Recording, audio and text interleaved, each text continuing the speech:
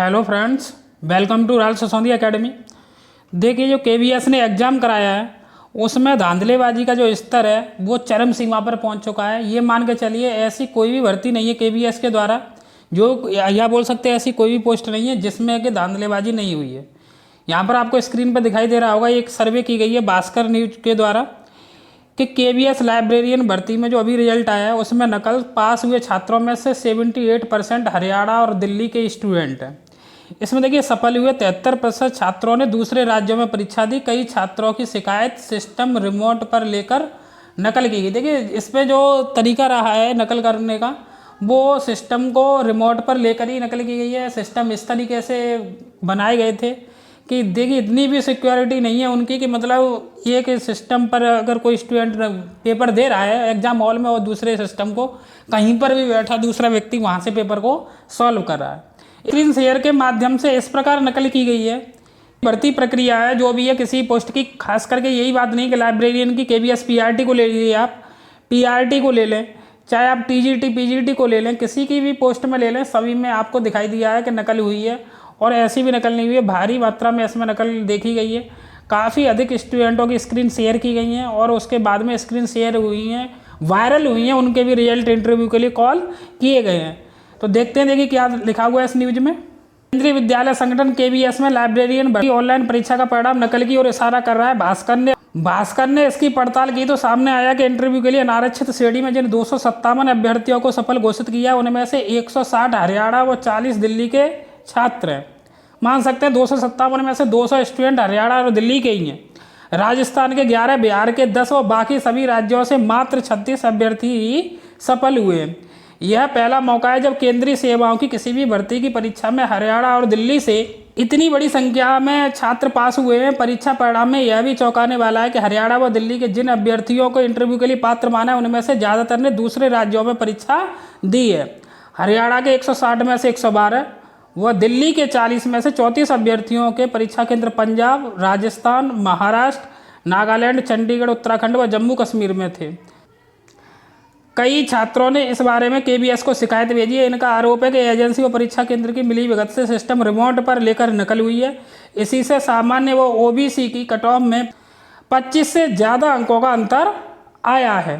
KVS ने यह भी नहीं देखा है कि किस कंपनी को हम अपनी जिम्मेदारी दे रहे हैं। ऐसी कंपनी को जिम्मेदारी दी गई थी सीबीएसई। देखिए, केवीएस ने सीबीएसई को हायर किया, सीबीएसई ने इस कंपनी एप्टेक को हायर किया, और जो कि ये ऐसी कंपनी है जो कई राज्यों में ब्लैक लिस्टेड हो चुकी थी। इसी के बारे में बताया गया।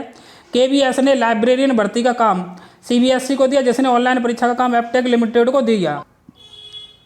कंपनी पर कई राज्यों में भर्ती परीक्षा में गड़बड़ी में शामिल होने का आरोप लग चुके हैं। उत्तर प्रदेश में जल निगम भर्ती 2016 व पावर कॉरपोरेशन भर्ती 2018 में धांधली सामने आने के बाद एप्टेक को ब्लैक लिस्टेड कर दिया गया था। यूपी में राजस्थान पुलिस की कांस्टेबल पर भर्ती परीक्षा, लेकिन कंपनी ऑनलाइन परीक्षा कराने में फेल साबित हुई।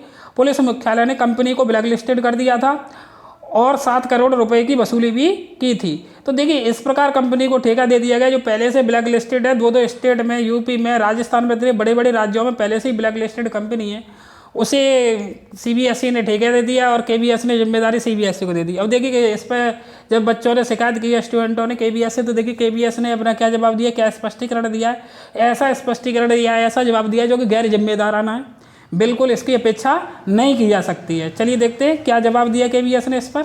इसने दी सफाई, परीक्षा का काम सीबीएसई के पास है। अब देखिए, किसी के पास हो स्टूडेंट को उससे क्या लेना देना है। आपको परीक्षा की शुचिता बनाए रखने के लिए परीक्षा को बिल्कुल फेयर कराना था। देखिए, केवीएस मुख्यालय ने कहा कि इस बारे में उनके पास इस बारे में कई शिकायतें मिली हैं जिन्हें सीबीएसई के पास भेज दिया है। शीर्ष अधिकारी ने बताया कि परीक्षा का जिम्मा सीबीएसई के पास है। वहीं से अभ्यर्थियों की जो सूची आती है उसके आधार पर इंटरव्यू के लिए बुलाया जाता है। इंटरव्यू लेने का काम केवीएसई करता है। बता दें कि लाइब्रेरियन भर्ती के इंटरव्यू 5 से 12 जून तक चलेंगे। आप ये देखिए, इतनी बड़ी शीर्ष संस्था होते हुए और आप केंद्र की सेंट्रल गवर्नमेंट की भर्ती करा रहे हैं, उसमें आप ऐसा गैर जिम्मेदाराना बयान देते हैं कि मतलब हमने उसे सीबीएसई को हायर कर दिया था, उसकी जिम्मेदारी इनके पास है, इंटरव्यू कराने की जिम्मेदारी हमारे पास है। तो इससे बच्चों को या स्टूडेंटों को क्या लेना देना है कि कौन इंटरव्यू करा रहा है, कौन आपका सीबीटी एग्जाम करा रहा है। केवल बच्चे आपसे उम्मीद ये करते हैं कि आप अपना फेयर सिलेक्शन कराएं। तो ये मान के चलिए कि प्रत्येक पोस्ट में काफ़ी लेवल पर धांधलेबाजी हुई है और जांच के नाम पर केवल खाना पूर्ति हो रही है और कुछ नहीं हो रहा है। अभी ये लाइब्रेरियन का रिजल्ट आया था, अब आपका KVS PRT का रिजल्ट आना है। और KVS PRT में भी आपने देखा होगा कि किस प्रकार स्क्रीन शेयर हुई थी, काफ़ी अधिक स्क्रीन शेयर का काम हुआ था। स्क्रीन शेयर के द्वारा KVS PRT में भी नकल हुई है, यानी व्यापक तौर पर आपका प्रत्येक पोस्ट में नकल हुई है। और इस प्रकार देखिए किस प्रकार आप बोल सकते हैं कि मतलब फिर बच्चों का सिलेक्शन होगा। इंटरव्यू अंतर पैदा करेगा, लेकिन कितना पैदा कर पाएगा, इंटरव्यू से कितना डिफरेंस आ सकता है, किस प्रकार आप उसका चयन कर सकते हैं कि ये बच्चा मतलब अभी 180 में से 160 70 नंबर, 180 में से 150 60 मार्क्स जो स्क्रीन शेयर वाले स्टूडेंटों के होंगे, तो किस प्रकार एक जो बच्चा आपका मेहनत कर रहा है उसका इसमें काफ़ी ज़्यादा नुकसान हो रहा है। और इसकी तरफ सरकार को या KVS संगठन को ध्यान देना चाहिए। देखिए इस पर आपकी क्या राय है, आप कमेंट बॉक्स में बता सकते हैं हमें। अगर आपने हमारे चैनल को अब तक सब्सक्राइब नहीं किया तो चैनल को सब्सक्राइब कर लें, बेल आइकन को प्रेस कर लें। इस चैनल से आपको विभिन्न जानकारियाँ समय समय पर उपलब्ध कराई जाती हैं जो आपके लिए महत्वपूर्ण होती हैं। धन्यवाद।